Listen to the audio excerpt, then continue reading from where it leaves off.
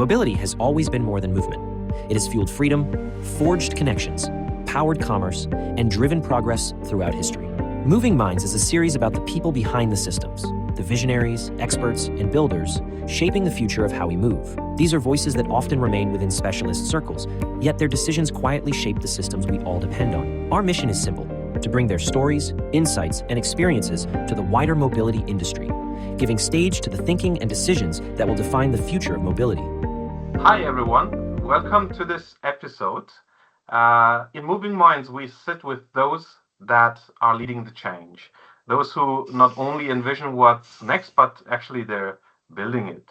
And today I have the pleasure to have Oliver Huppenbauer as my guest, and he is one of those people, one of those key voices that is shaping the evolving landscape of mobility. So, without further ado, let's get started. Oliver, what was it that first drew you into the world of mobility or automotive in your case, and how did you end up in your current role? I know there's very interesting details around that. Can you share with us? Yeah, hello Giuseppe, and hello to all others in the world. My name is Oliver Huppenbauer. Yeah, and my journey, did not start in my current role in security. I came to automotive right after university. So I started at Harman Becker Automotive Systems. Maybe some of you know. And yeah, as a software engineer, so my heart is engineering, is software development, and then I took a lot of different roles. So software project manager, and did a little bit in platform engineering, requirement engineering. Then I shifted one day from Harman Becker away to a smaller company, which was also cool as an experience, because a big company compared to a small company, you have more responsibilities in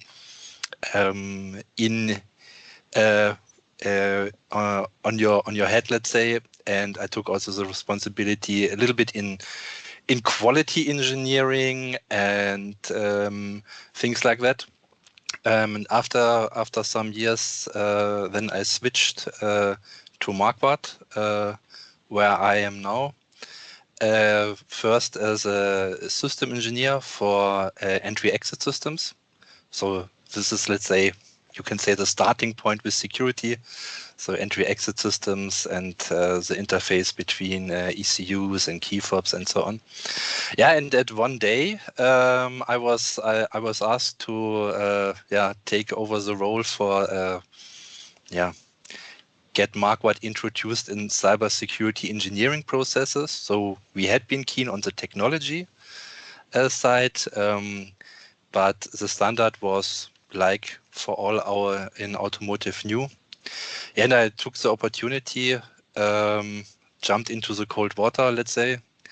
Some people said, why you? Are you so keen on cybersecurity engineering processes and things like that? And I said no, and the people said, so, and why you are doing it? I said, the cold water is the same cold for every one of us. The ISO 21434 was just in development. Yeah, and I took this opportunity. That's basically my, let's say, job life in a nutshell, in short.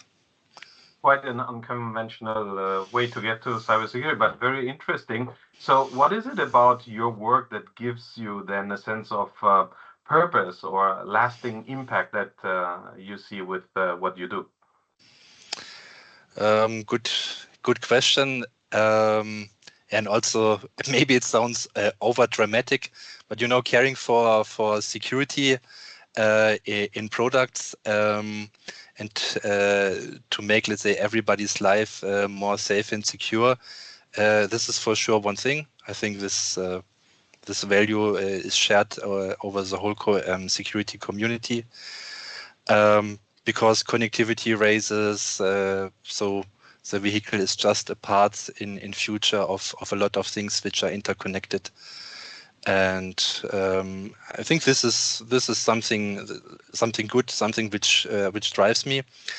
But what also drives me is the the complicated world. Maybe especially in automotive, we have a lot of regulations, a lot of standards to comply, legal, technology, country specific, and so on. And here I also try to take my responsibility in a way to make the life as easy as possible, to to get my experience, what I shared before, with all the stages I have been, to really try to connect the dots in a way to not now share an extra burden because of security, but to see how it can be smart incorporated in a company. This is also what drives me. Yeah. Excellent. So, in your role, or in general, is there something about your job that most people, maybe even in the industry that you operate, would be surprised to learn? Is there any secret that you can share? What is it about the role? Can you think of anything? Maybe what maybe a lot of people think now security, and it's about the technology and this continuously be up to date, what's going on with hacking and things like that. This is for sure a big part, and I think this is also no surprise. But especially in my work to ramp up the things, and when you think about to keep a certain level of maturity and know-how and understanding and expertise. Also, a very big part is to have skills in change management, to understand, the human mind, the human behavior, to really play out your networking well. These things, so to have a good understanding, again, connect the dots, convince people in a smart way. So these are also things which I learned a lot, and also let's say maybe my native intuition helped me here a lot. It's not only about the security itself and the technology and things like that. Yeah, so what you're saying is not just a nerdy job, so it can be fun. That's what I'm hearing between the lines. Yeah, it can be fun, and when you are in general a little bit open also about the way, change management, about the humans, about how they are acting, behaving, maybe also at the end time and stress management, and change management. When you are keen on this, I think this is of value in such kind of positions. Now let's look at today's reality of your job, of the industry, of the topic that you are keen to work on. So, in your view, what is the most maybe misunderstood challenge that we have in the automotive industry today? And is there one? Yeah, I mean, general speaking, maybe about automotive industry and the markets, and not solely about security. I think we have a lot of innovation. We see a lot of innovation coming, and OEMs and tier ones through the whole supply chain. But on the other side, when you now look at EV vehicles and other things, the infrastructure is missing. So, we all talk about connectivity and smart road and smart city and things like that. But a lot of infrastructure is missing, also charging, things like that. And I think this is a thing where the automotive industry globally is struggling. So there's a lot of things we can develop, invent, make our lives easier, and also concerning nature and things like that, climate. But the infrastructure is the thing, and also to convince all people, the mindsets, to change their common behavior in maybe how we should see mobility in future. Do you think, to your point, what you just said, there are maybe important or undervalued drivers in our industry today?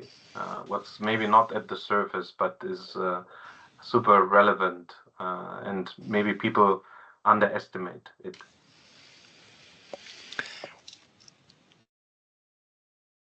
Maybe a thing which is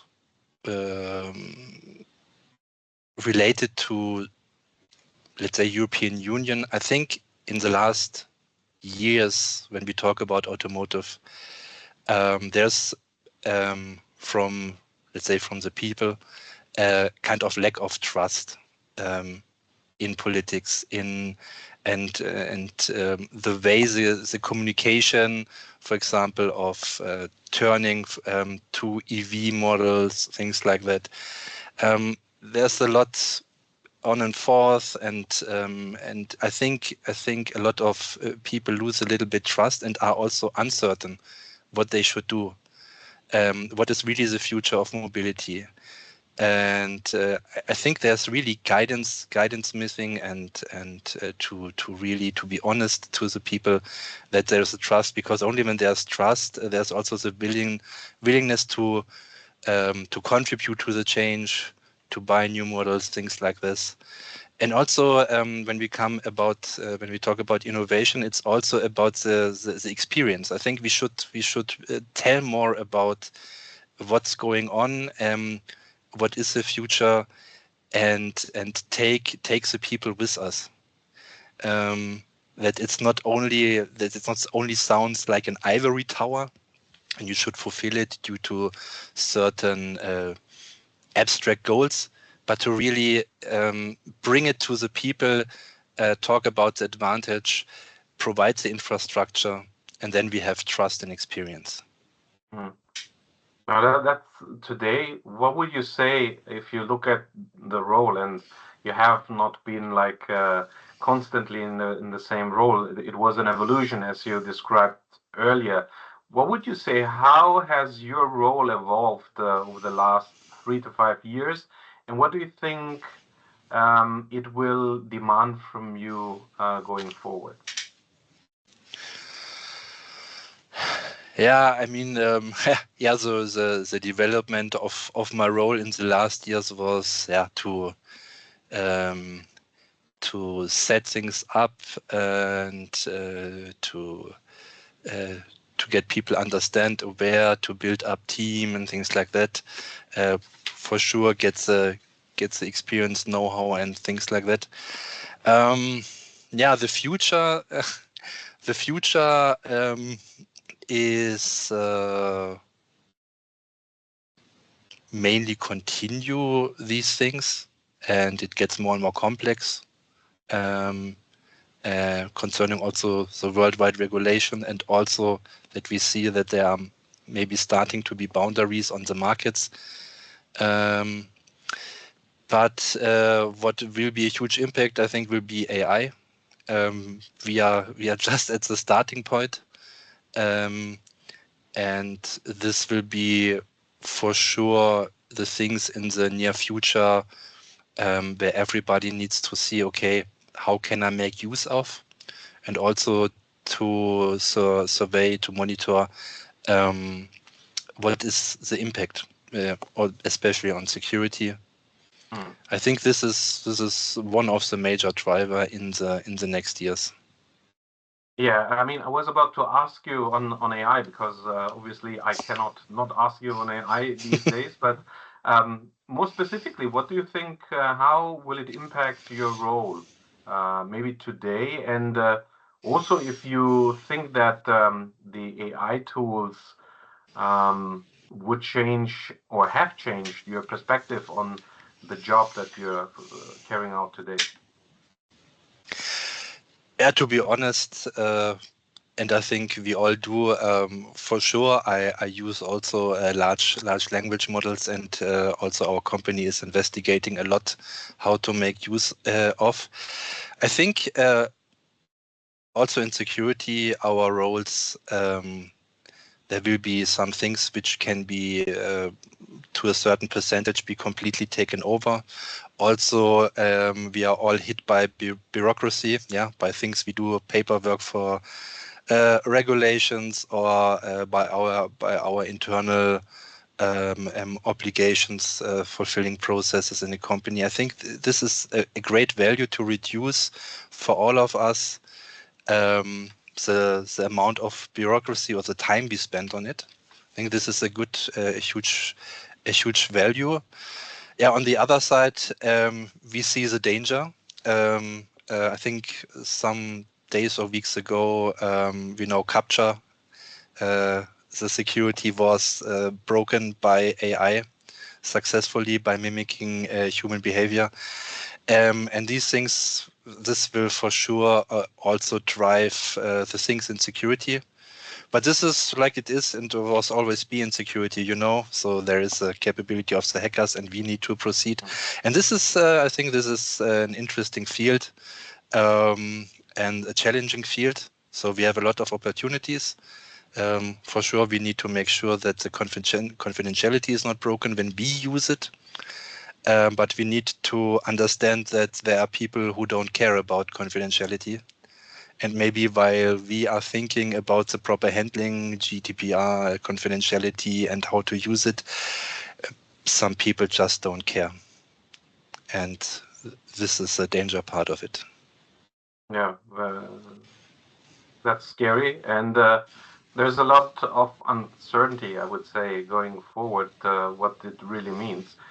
Maybe sometimes it can get also overwhelming. And my question to you is, do you have a specific mindset or any habit that would help you get along with these uncertainties when things become overwhelming? How do you deal with it? This is a good question. What let's say what I can recommend, but it's maybe not true for everyone, is to raise a family, because this gives you let's say a shift from maybe just working to a kind of family where you have children and things like that. This at least helps me a couple of years back a lot. But at the end, it's all about knowing yourself. At the end, it's this is the key for any time in stress management, in my point of view.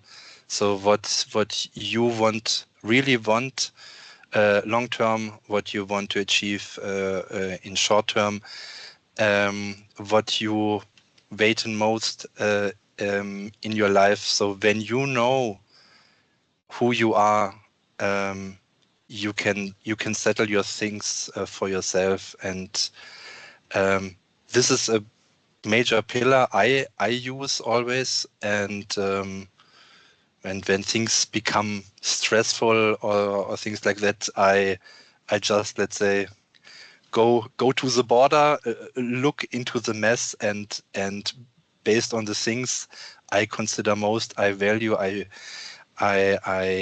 appreciate, I have as goals, I restructure the things which are maybe currently stressful. Now, as you have navigated for sure along many of those challenges and maybe even uncertainties, and it's fascinating how you mentioned that family and roots and dedication is helping you with that. When you think about the results or the impact that you had, doesn't matter if it was a bigger or a small one. What are you, Oliver, specifically proud of on your journey? Proud. Yeah, proud.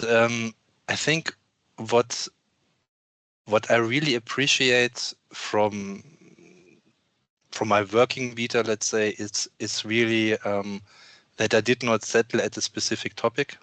So I jumped several times in cold water and learned a lot and achieved results. This is something which I liked what I have achieved, but the biggest achievement was really the last one. So building a cybersecurity department from scratch, and also try to use as best what I learned until this point to connect the dots to really set it up with a minimum, let's say, impact on people, to minimize the effort and to put it best in the processes in the organization of Marquardt. This was, I think, the most valuable thing for me personally. If the surrounding people see it the same, it's it's always maybe different. Absolutely. Yeah. Now, if you look ahead, Oliver, so what is it that excites you? What do you think when you look over the next 5 years in our industry? What is it that you say, oh, this will be exciting? For me, it's all about the connectivity aspect. This is a buzzword for so long time, and I know it's about getting the standards up and interconnect the things, but this is really what I personally also want to experience one day, that at the end, whatever you use for mobility, shared vehicle or your personal or whatever, that it's driving you autonomously, and you have maybe a kind of room where you can work or have leisure or whatever, and that you that this kind of connectivity is smart, is usable, is convenient for all the people. This is really what keeps me in automotive. I want to experience it and contribute it with my work on security. Yeah, that's fascinating. What is it that then, on the flip side, you would say keeps you up at night today, thinking of what will be possible? What is the future bringing in your role and in the automotive space? Yeah, I think the other side, so the dark side, is for sure at the moment the worldwide regulations, and that the worldwide trust is falling apart. This is a little bit what, it keeps me not up at night, but it is so, in my point of view, unnecessary. Because at the end, when we all go to bed, we want to achieve the same. Let's say my heart is more engineer and not politician. So maybe when my heart would be bumping for politician, I would more understand what's happening.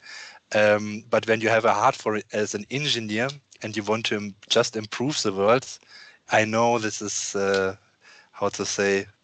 idealistic, but it's not worth what's happening currently, and also these different kind now in security, specifically the regulations. Or to separate some microcontrollers from certain markets or whatever. This brings more confusion, and we know security lives from simplicity, and this is causing more trouble than it improves the world. But again, heart is an engineer, not politician, so. Absolutely, yeah. If there was one thing that you could whisper, or let's say, if there's a tip that to every young person who is watching this and who is keen to enter our industry, which, as you said, is fascinating, what would it be?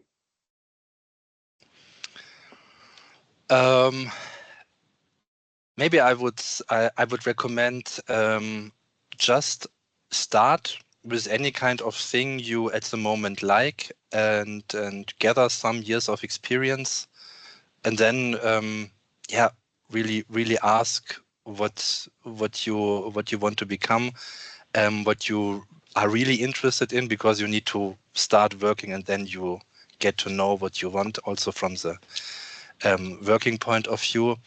And then make up your mind, because especially automotive, I think there are so many things you can do nowadays. You know, security is just a snippet. You have safety.